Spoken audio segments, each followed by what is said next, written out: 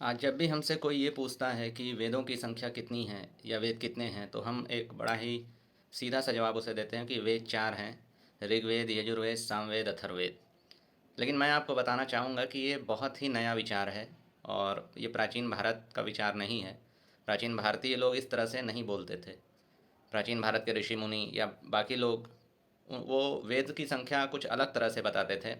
उनके लिए ऐसा कुछ नहीं था कि वेद चार ही हैं। वो जैसी जब आवश्यकता होती थी या जिस संदर्भ में वो बात कर रहे होते थे या जिस प्रसंग पे वो बात कर रहे होते थे, उसके हिसाब से वो वेदों को बताते थे।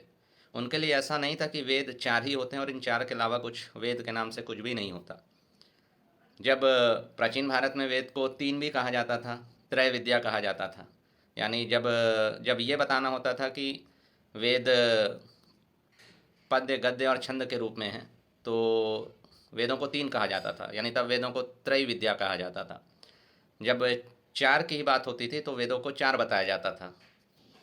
जब वो किसी ऐसे संदर्भ या प्रसंग में बात करते थे जहाँ केवल और केवल चार के बारे में ही उन्हें बात करना था, तो वो केवल वेदों को उस वक्त चार बताते थे और ऋग्वेद, यजुर्वेद, सामवेद और अथर्ववेद के बारे में बताते थे।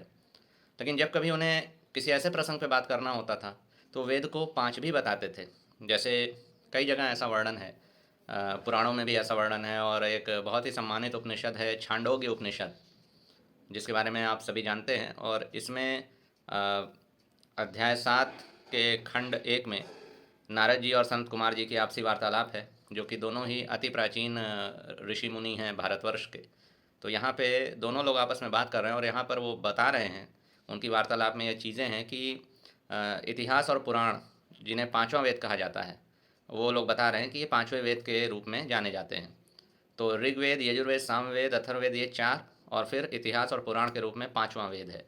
तो इस तरह से जब हम प्राचीन भारतीयों का अध्ययन करते हैं शास्त्रों में, तो हम ये बात पाते हैं कि उनके लिए वेद कोई ऐसा एकदम फिक्स फिगर नहीं है कि बस वेद मतलब चार वेद।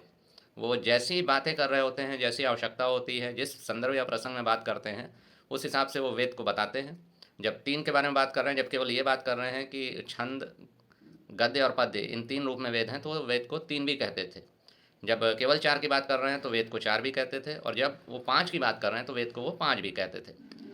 और हमारे लिए भी यही ज़रूरी है कि हम भी उसी प्राचीन विचारधारा को इस संबंध में धारण कर लें, क्योंकि इस विचारधारा को ना जानने और ना धारण करने की वजह से हम बहुत ज़्यादा गलती कर बैठते हैं।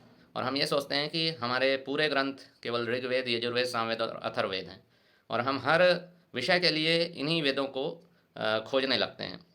जबकि ऐसा है कि हमारे पास पुराण और इतिहास, इतिहास रामायण और महाभारत को कहा जाता है, और पुराण 18 पुराण हैं, जैसा कि आप जानते हैं। तो इन सब को मिला के भी हमारे पास बहुत बड़ी जानकारी का संग्रह है और जिसका हम अच्छे से उपयोग कर सकते हैं।